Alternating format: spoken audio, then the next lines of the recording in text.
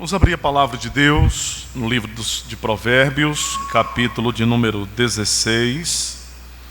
Provérbios 16. Nós estamos numa série de exposições bíblicas no livro de Provérbios.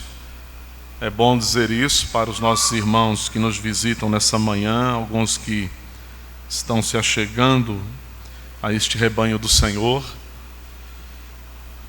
Estamos no sermão de número 66, no livro de Provérbios, capítulo 16. Nós vamos ler apenas os versículos 12 e 13, meus irmãos, assentados mesmo, como vocês se acham. A palavra de Deus diz assim, Provérbios 16, 12 e 13: a prática da impiedade é abominável para os reis, porque com justiça se estabelece o trono. Os lábios justos são o contentamento do rei, e ele ama o que fala coisas retas. Amém.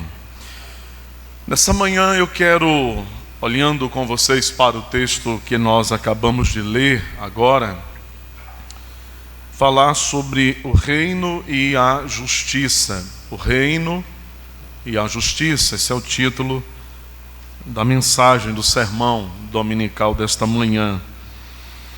Nós vamos caminhar, meus irmãos, um pouco mais por Provérbios 16.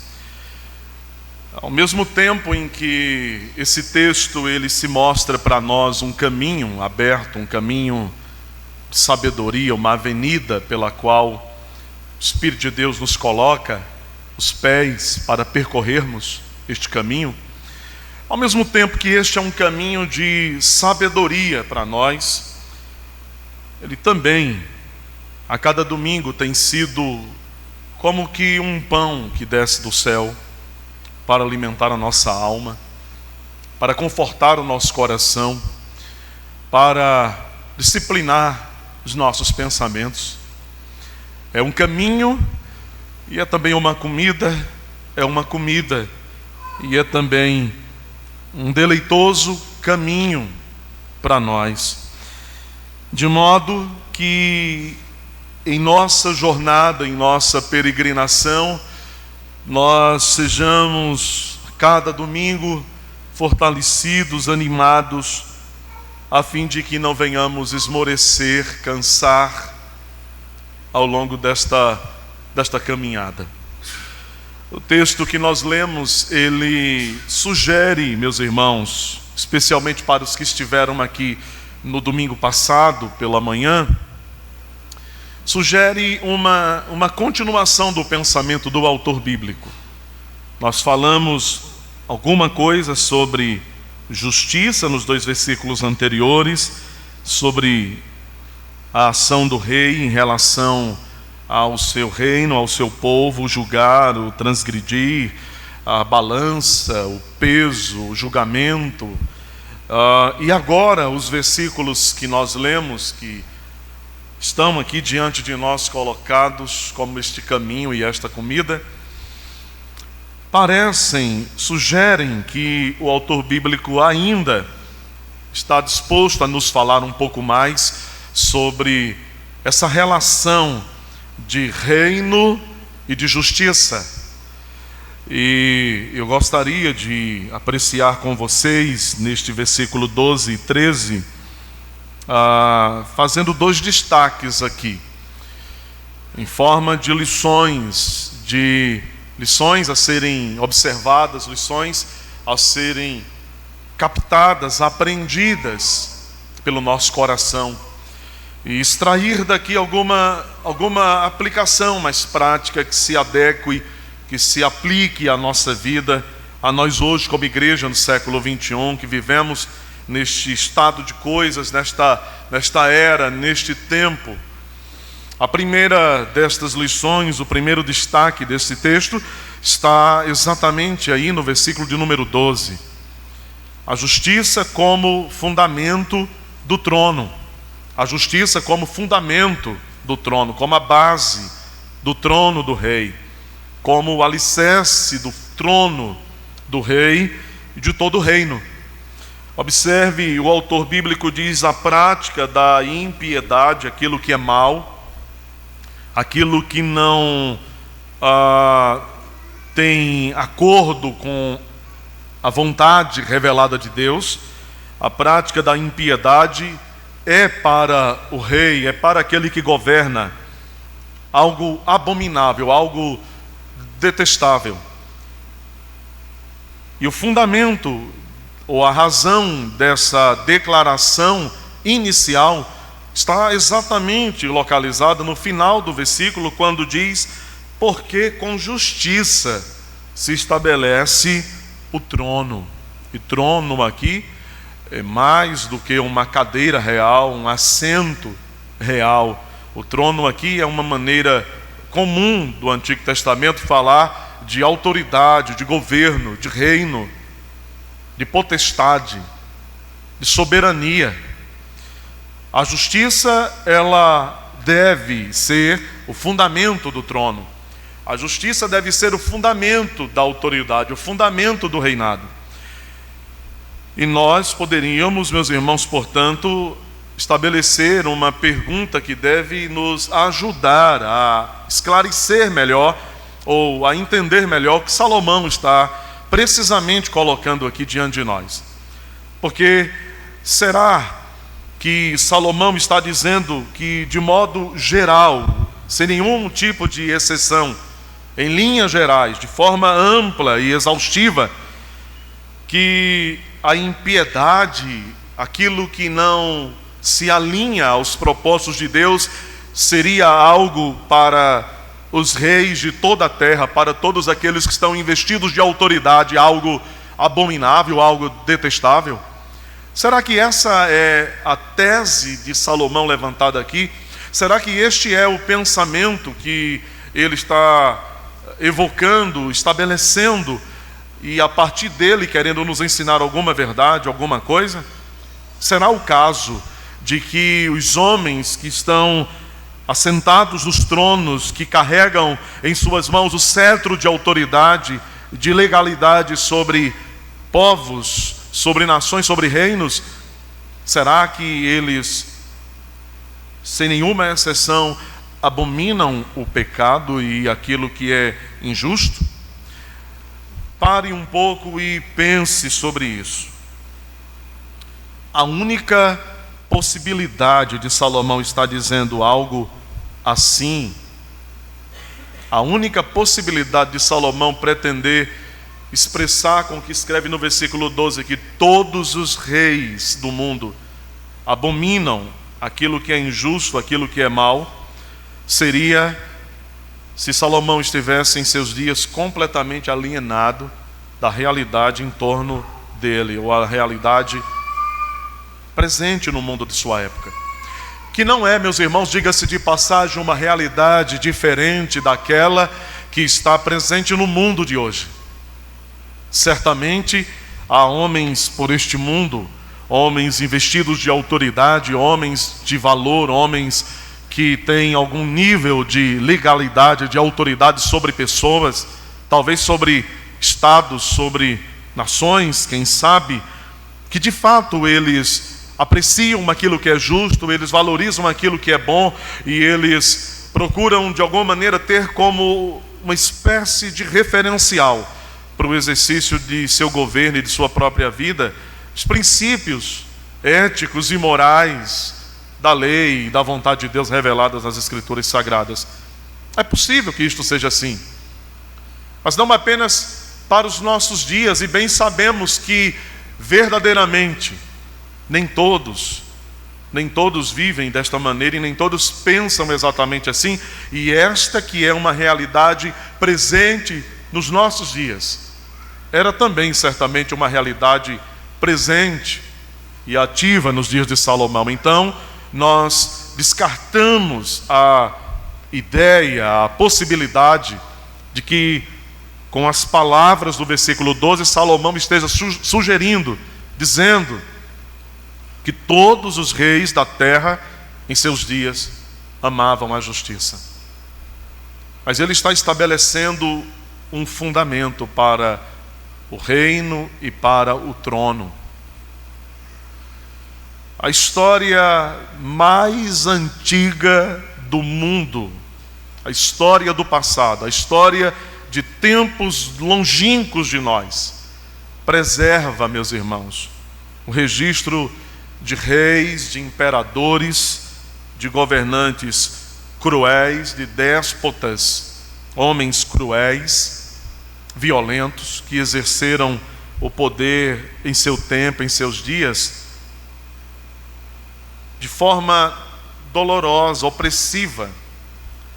E não seria inteligente pensar que o homem mais sábio dentre os homens, nascido de homem e de mulher, Salomão, ele ignorasse essa realidade.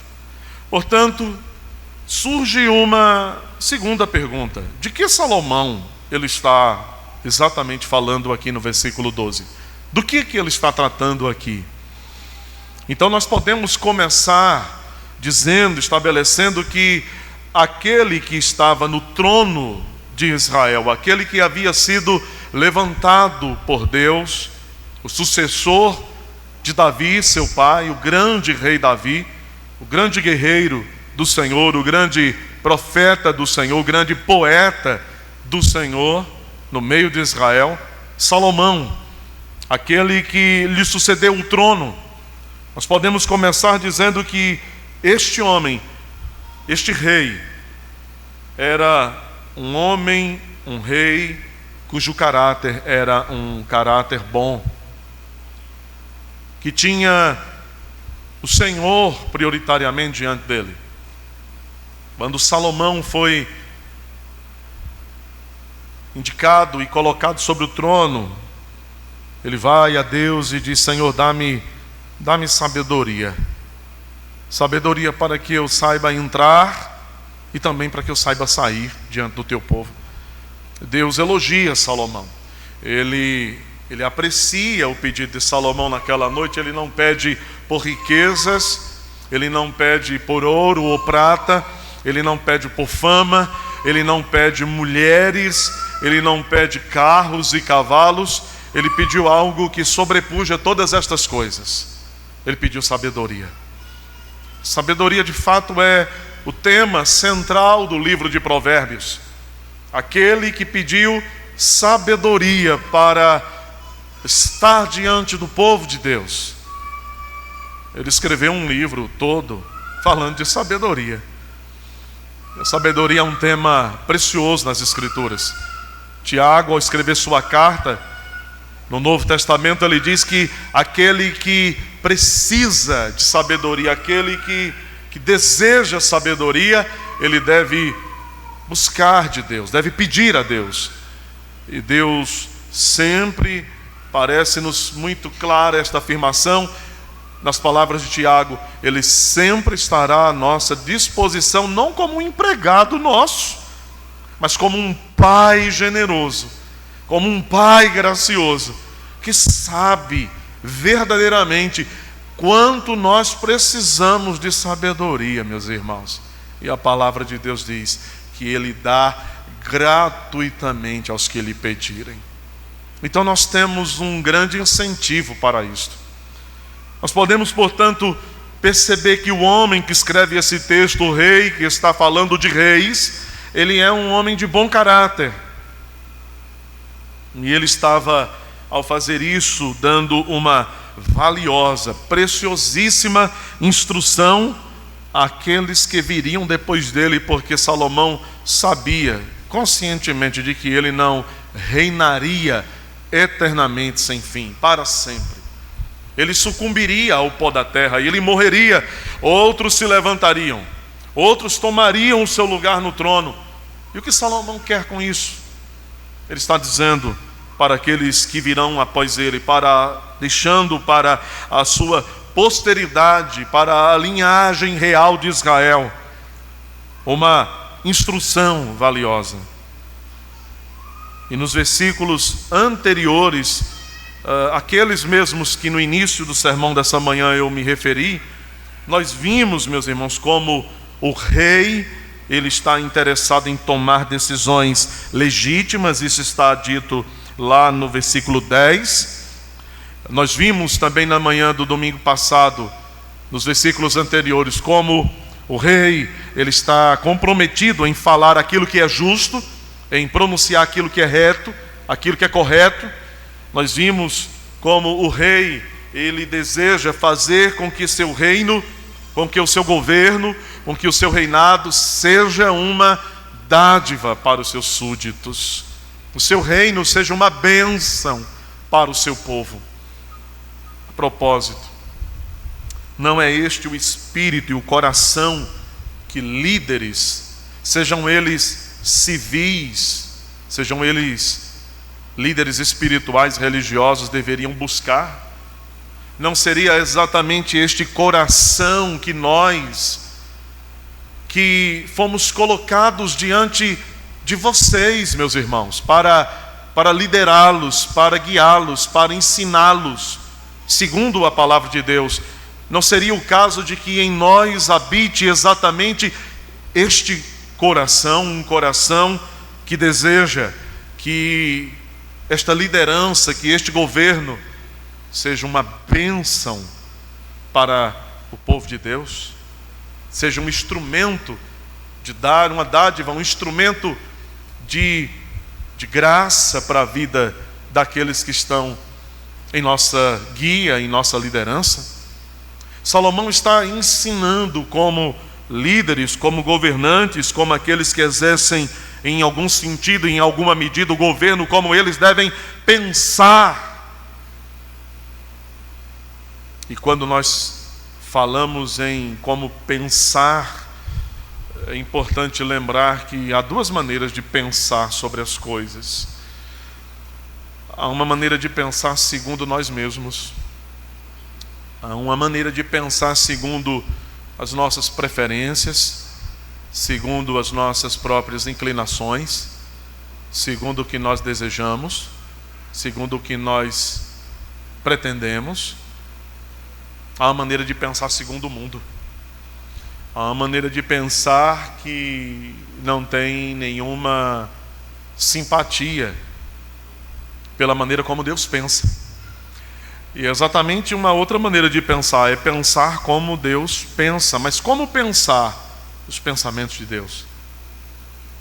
Nós não podemos penetrar a mente de Deus e conhecer aquilo que está dentro de Deus.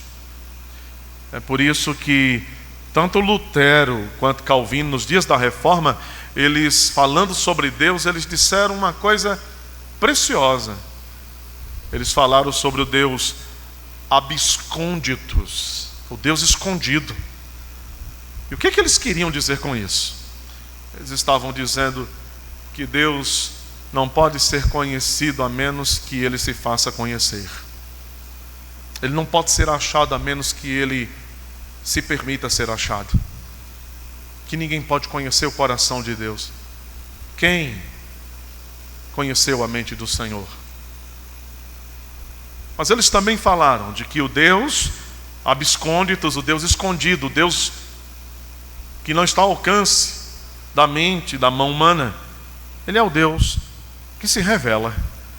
Ele é o Deus que se dará a conhecer. É o Deus que chega perto. Ele é o Deus que não apenas possui aquilo que conhecemos como transcendência. Ele é o Deus transcendente. Ele é o Deus acima de tudo e de todos. Ele também é o Deus imanente. Ele é o Deus que chega perto.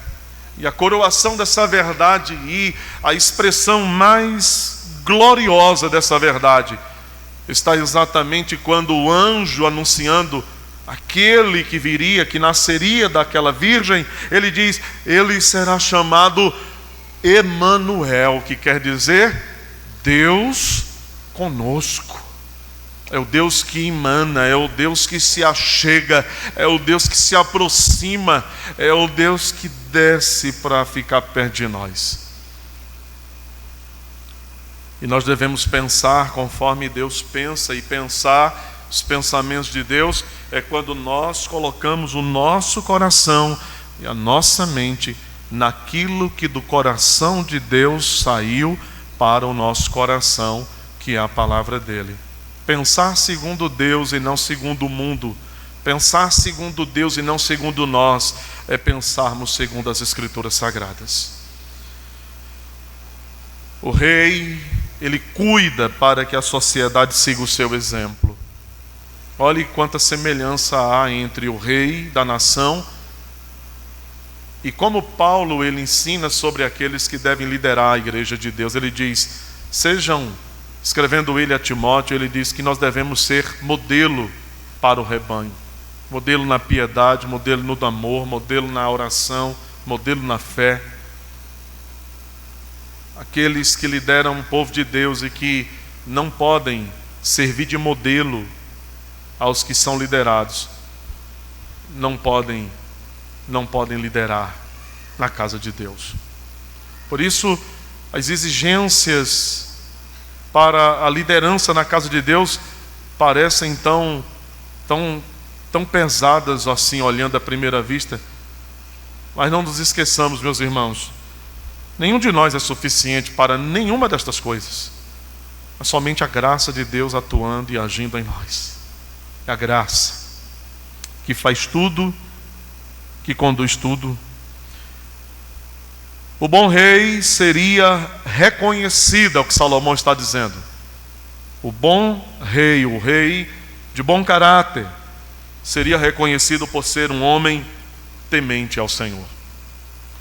Isso não está assim dito tão explicitamente, tão claramente no texto. Se você olhar o versículo 12, talvez você diga, mas isso não está aqui.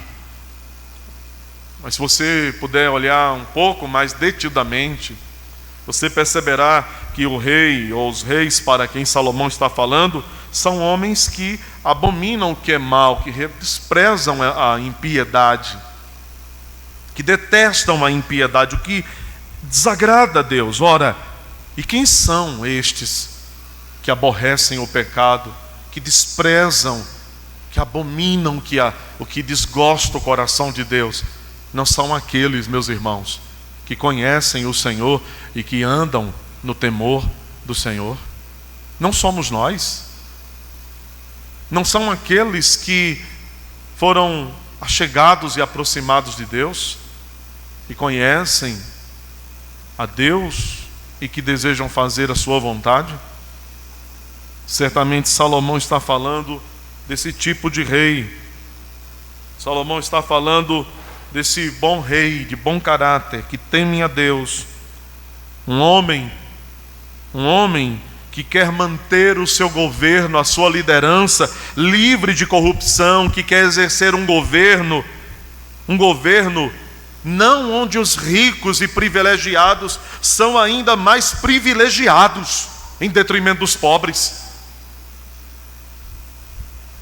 Que lição nós podemos extrair aqui, pensando na linguagem do governo civil, para uma aplicação quanto ao governo e à liderança espiritual da casa de Deus? Certamente, os líderes, os pastores, os presbíteros da casa de Deus, constituídos para a liderança do rebanho do Senhor, devem ser homens de bom caráter, não líderes que privilegiam os já privilegiados em detrimento dos não privilegiados na casa de Deus. Não são aqueles que acolhem os ricos e desprezam os fracos, mas que amam indistintamente e que se fazem servos de cada um deles.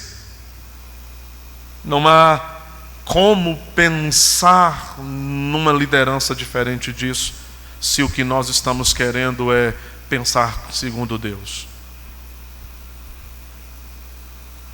O rei de bom caráter descrito aqui é um rei que está determinado e empenhado em preservar o direito para que este não seja torcido, a fim de atender os interesses daqueles que ocupam posição privilegiada na pirâmide social.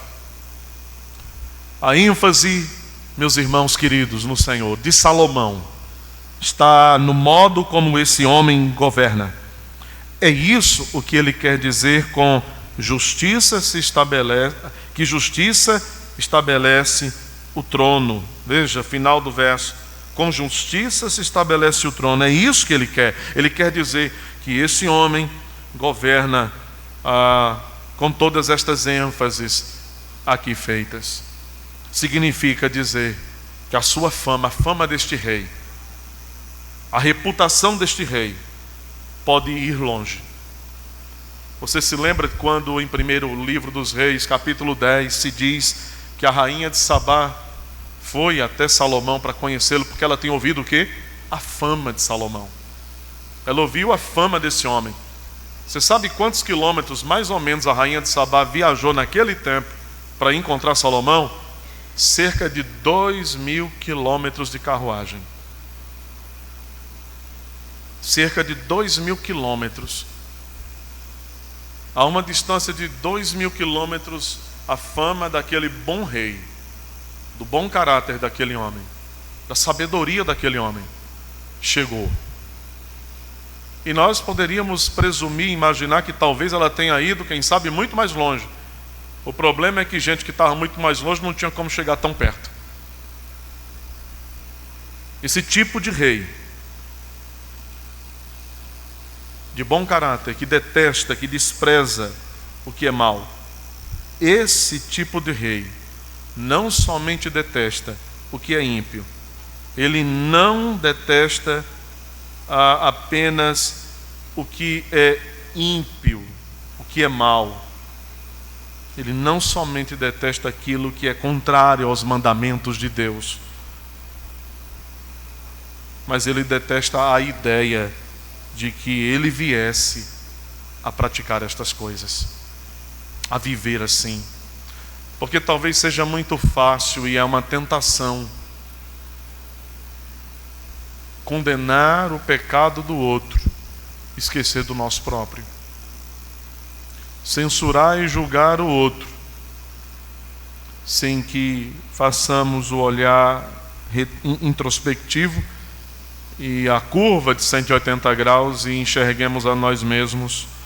O rei descrito aqui, ele não apenas despreza o que é praticado contrário a Deus, mas ele mesmo está disposto a detestar a simples e terrível ideia de que ele mesmo viesse a ser esse tipo de homem ímpio. O comentarista bíblico, ele disse que o que torna forte um governo é a justiça e não a iniquidade. O que enaltece o trono é a santidade. O que eleva o governo é a santidade e não a prática da impiedade. Como nós podemos então hoje tirar alguma lição daqui que fale a nós? Então, em resumo, em primeiro lugar, uma lição dirigida àqueles que nos governam hoje. Eles não estão aqui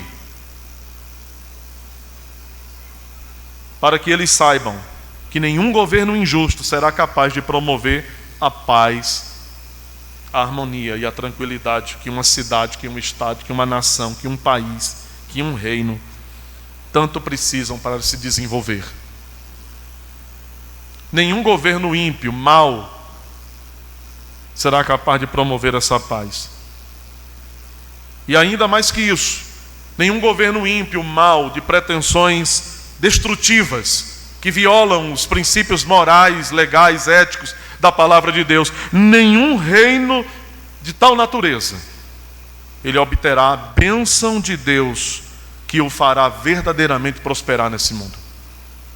Em segundo lugar, uma lição mais diretamente aplicada a nós, a igreja, nos lembrando, meus irmãos, que devemos sempre apreciar a justiça e estarmos dispostos a colocá-la como base em nossos relacionamentos e decisões.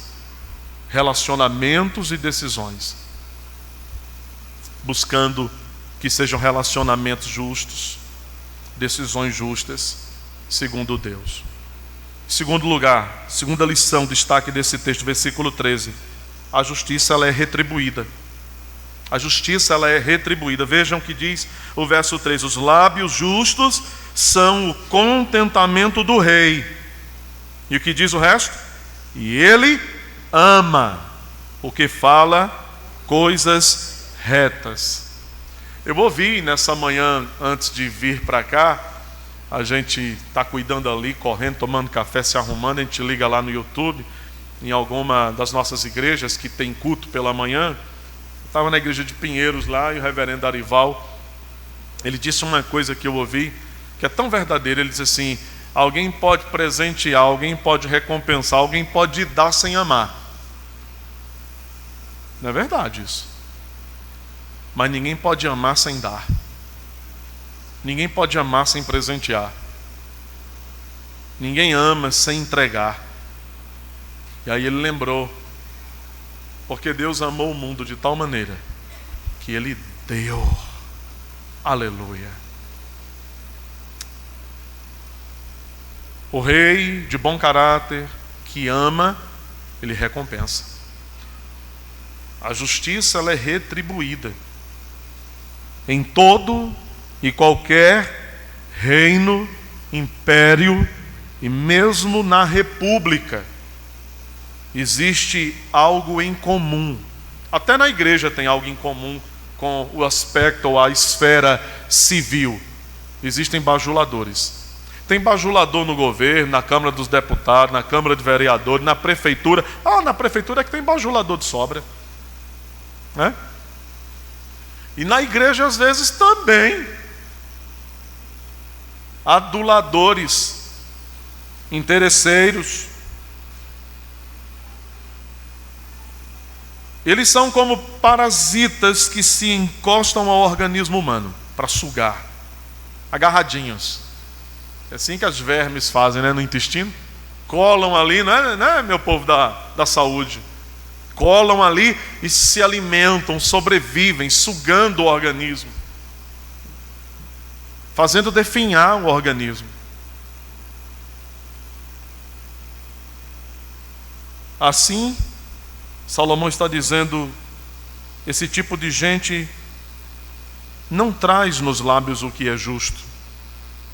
E a sensibilidade moral do rei, do bom rei, não permite que o rei se alegre com esse tipo de pessoa, que bajula, interesseira. A sensibilidade moral do rei não deixa que ele se satisfaça, porque é um perigo isso. E o perigo é você perceber que pessoas colam como verme no organismo para bajular, são aduladores. Mas aquilo oferta algo tentador ao coração. E o homem que está muito predisposto a isso, ele adora bajuladores. Ele adora sugadores. Gente que está ali, onde ele anda, ele coloca uma mão de pétalas de rosas. Pise aqui, meu senhor. Pise aqui, meu senhor. Pise. É capaz de deitar no chão para o indivíduo não sujar a ponta do sapato. E isso traz a tentação de uma sensação de, perversa, pecaminosa, de me achar, de me sentir. Mas o rei de bom caráter e o líder de bom caráter, ele é aquele que não se compraz, que não se contenta com lábios injustos, bajuladores. A sensibilidade moral desse rei aprecia relacionamentos francos, sinceros, simples, comuns. E o texto declara que o coração do rei se alegra em ouvir o que é bom, o que é justo. Ele aprecia os seus conselheiros que expressam com a boca a justiça que cativa o coração. O homem que ama a justiça, ele tem o coração cativado quando ele ouve justiça. O homem que ama o que é bom, ele tem um coração cativado quando ele ouve o que é bom. O homem que ouve aquilo que é reto, aquilo que é agradável, o coração dele é cativado pelo que é bom, pelo que é reto, pelo que é agradável. Mas se o nosso coração é perverso, se o nosso coração é inclinado à bajulação, aos vícios, ao pecado, ao que não agrada a Deus, se o nosso coração não é reto diante de Deus, Então nós vamos nos contentar quando ouvirmos e vermos aquilo que não é agradável a Deus. Então nós temos que tratar o coração, porque é fácil tratar da casca, é fácil lavar por fora, mas é desafiador lavar por dentro. É fácil limpar os sapatos, mas é difícil limpar o coração.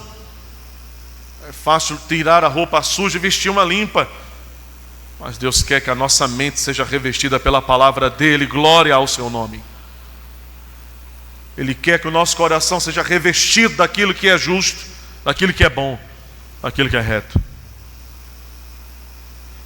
Comentarista bíblico, ele diz: a verdade anda solitária em nossos dias, enquanto a mentira desfila garbosa. Fazia tempo que eu ouvi essa palavra, garbosa, enxerida, toda pavorosa. A mentira desfila na passarela enfeitada. Note como o texto fala de como o rei se alegra com aquele que fala coisas retas. A estes, diz o texto, o rei responde com amor. O que ele quer dizer com isso aqui? A ideia, meus irmãos, que está contida aqui é a de que será recompensado pelo rei. Aquele que fala coisas retas vai ser apreciado pelo rei. Você se lembra de como Faraó recompensou José porque José falou o que era justo? Faraó amou José. Ele o colocou como o segundo no reino de todo o Egito. E quando Daniel interpretou o sonho perturbador de Nabucodonosor, ele foi recompensado, amado por Nabucodonosor, engrandecido, colocado sobre toda a província como governador, lotado de presentes, uma posição de autoridade no reino. Semelhantemente, Mordecai, tio da rainha Esther, ele foi recompensado pelo grande Xerxes, o rei da Pérsia, quando Mordecai falou aquilo que era justo e que livrou o rei da morte. E que lição nós podemos tirar aqui para nós nessa manhã a partir disso tudo, meus irmãos? A lição, portanto, é que, embora tenhamos vários exemplos de pessoas sendo recompensadas por falar coisas retas, coisas boas, não devemos seguir o exemplo delas. Falar o que é bom, falar o que é reto, visando, com a motivação de sermos recompensados, porque daí a coisa já se perdeu. Não deve ser a nossa motivação sermos recompensados, e então, por causa da recompensa que eu posso ganhar, eu vou fazer o que é bom, eu vou fazer o que é justo. Não. Nós devemos fazer o que é bom e fazer o que é certo, porque Deus nos chamou para as boas obras. Mas independente da recompensa, nós devemos apreciar a lição de Salomão nesse texto. Devemos falar o que é reto, porque isso é o correto. Falar o que é reto, porque isso é correto. Porque isso é o que Deus espera dos filhos dele. Amém. Justiça como fundamento do trono. Justiça retribuída. Justiça que é recompensada. Que Deus possa nos abençoar nessa manhã gloriosa. Nós possamos nos lembrar, meus irmãos, de que há um reinado futuro escatológico que se fará nesse mundo. Essa é a esperança que nós temos. Salomão falou coisas verdadeiras e boas, tendo em vista os reis humanos. E ainda que isto não se possa encontrar tão planificado em nosso tempo, na vida dos reis, dos líderes, dos que governam e guiam, A nossa esperança está naquele Rei celestial e glorioso que tem um trono que está firmado na justiça, e que Ele é tão maravilhoso que, não precisando recompensar a nenhum de nós por fazermos o que é justo, mas Ele é tão bom, tão perfeito, tão maravilhoso, que Ele mesmo por deliberação própria decide recompensar os seus súditos quando estes fazem o que é agradável a Ele. Não porque Ele esteja obrigado a nos recompensar, mas porque a generosidade da sua graça é tão grande que lhe agrada o coração nos premiar por aquilo que fazemos agradável a Ele. Mas este prêmio que Ele nos oferece não tem a ver com coisas materiais meramente,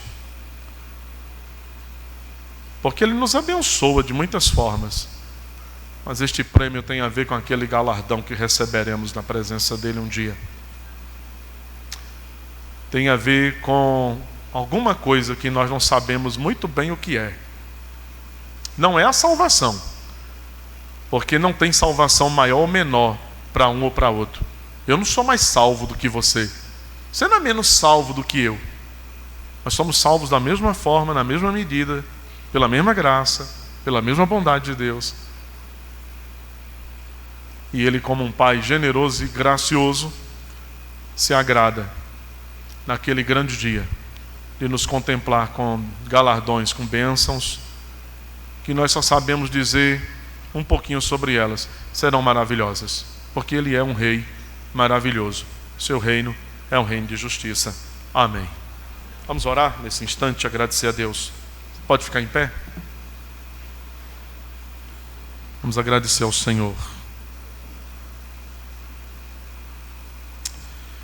Nosso Deus, nós te agradecemos, Senhor, por tua grande misericórdia para conosco nesse dia, pelo teu amor e compaixão, pelo privilégio que temos de ouvir a tua voz e de estarmos diante do Senhor. Aplica a tua palavra ao nosso coração e nos ajude a viver por ela. Perdoe-nos, ó Senhor, quando nos desviamos deste caminho. O Senhor nos abençoe e nos guarde pelo teu poder. Em nome de Jesus, o teu Filho, é que nós oramos agradecidos. Amém.